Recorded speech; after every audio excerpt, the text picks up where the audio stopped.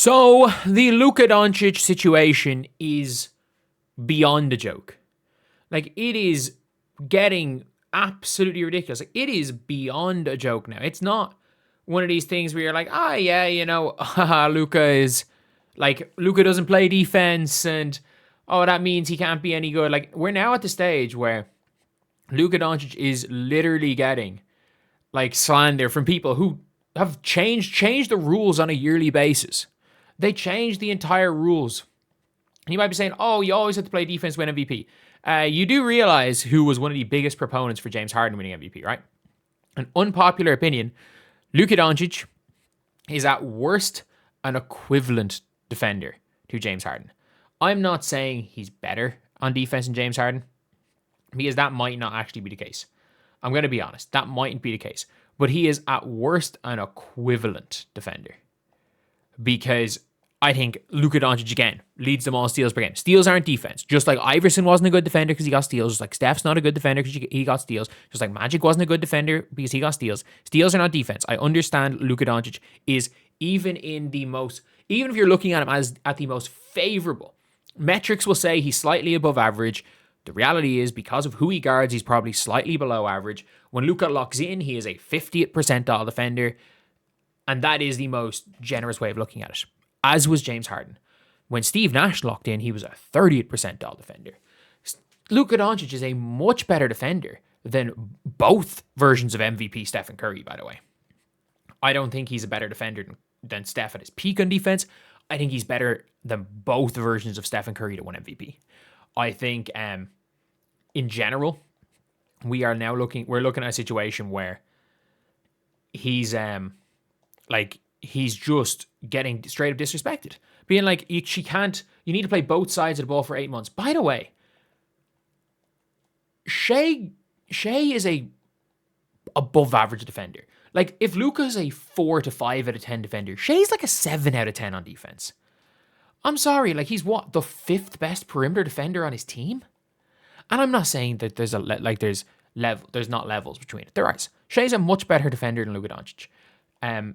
But it's not like Shea is fucking prime Michael Jordan on defense, or even prime Kobe on defense. Shea Gilgeous-Alexander is like, he's not an all defensive level player. He's a good defender. Jokic is an equivalent defender to Luka Doncic. I will say the word an equivalent defender. Maybe 1% better, but like, he has less lowlights. Yeah, because he's a center. Like, if a center gets cooked by a guard on the perimeter, it's not going to make a low-light compilation. But if a guard gets cooked on the perimeter, it's going to make a low-light compilation. He is no worse at guarding space than Jokic. Jokic is a better rebounder, I guess. So let's give Jokic a little bit of an edge. But like, none of this mattered. None of this mattered. And by the way, defense matters, but clearly offense means more. And I'm not talking about like volume scorers that don't lead to wins. When we're talking about pure offensive engines, your peak James Hardens, your peak LeBron James, your peak Stephen Curry's, your peak Kobe's, albeit Kobe played defense, your peak Steve Nash, all these players that were offensive engines, if you put the right piece around them and defenders around them, they led you to wins. I'm sorry, but if you put Dikembe Mutombo, Draymond Green, Lou Dort, Tony Allen, and Alex Caruso on the floor at the same time, you might, like, and that is your team, and your team is all these defenders, you might not win a game. Like, clearly defense matters, but team defense matters. Individual defense matters way less than people think on a team winning. Like, team defense is a big deal. Absolutely. But individual defense doesn't really matter. Like, individual defense is not going to, a player being bad on defense individually is not going to lose you a game. It's not going to lose you a title. It's not going to stop you from being a dynasty, as we've seen from Manu Ginobili in San Antonio, because they had elite defenders around him. Again, just because he got steals does not mean he was a good defender. So you have Manu Ginobili there. who was not an elite defender. Paddy Mills couldn't guard a parked car, who came off the bench at the 1. Like, late career Tony Parker was not this absolutely elite defender. Yes, Duncan was. Splitter was a pretty good defender. And Rasho Nesterovic was a decent enough, just big. He was a body. Like, he was a body. At that time, that's kind of what you needed at center, because you were coming up against interior centers. So, like, Rasho Nesterovic was fine. Was it Nesterovic or was it Alberto? Am I losing my mind? Rasho Nesterovic. Am I right in saying he was a starting center in 05, or was it Alberto? Yeah, he was a starting center in 05, and then was it Alberto? Fabrizio Alberto. I think he was their starting center in 07.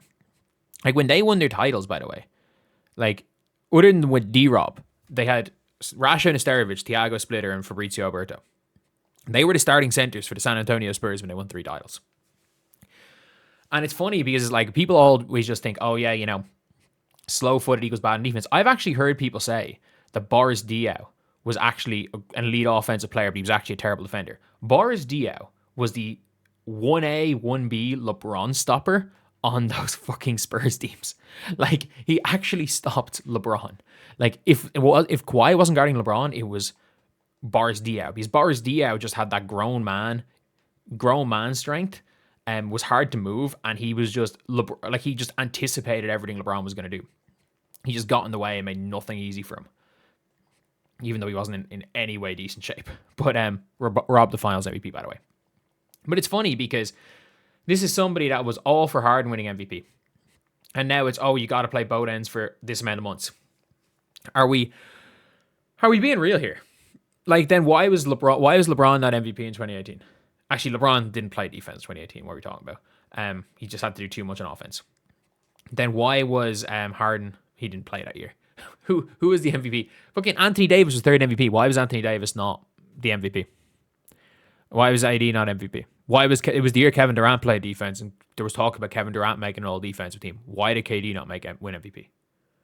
Why did KD not get MVP votes? Because he played both ends of the floor. Because what? Harden as an offensive engine got the Houston Rockets to a 1 seed over the greatest team of all time.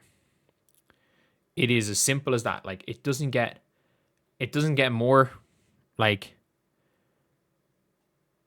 simple than that, if we're being real. It is a situation where it's very just obvious what is going on. And it is that these are narrative voters. There are people that have won MVP or have been voting for MVP that have admitted to being narrative voters. Rachel Nichols is a narrative voter. The narrative is against Luka Doncic. Therefore, Luka's not winning MVP. And it's the media are now looking for reasons to not vote Luka MVP. It's not about, the media aren't trying to look for reasons to give X, Y, or Z player MVP.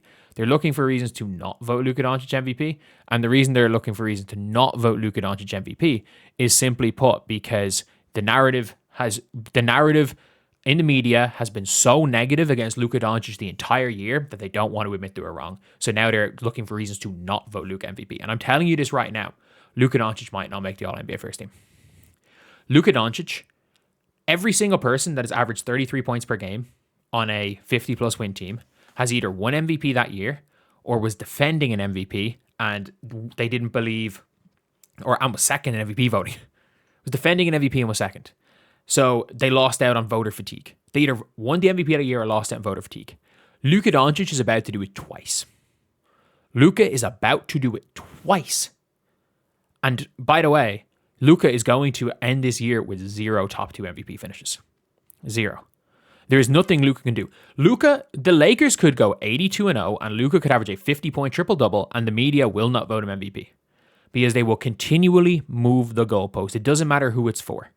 Whether it's for Shea, whether it's for Wemby, whether it's for Jokic. They will somehow move the Luka because they will use PRA for Nikola Jokic, who, I mean this when I say this, like, Jokic is a good playmaker, but he gets 5 handoff assists a game.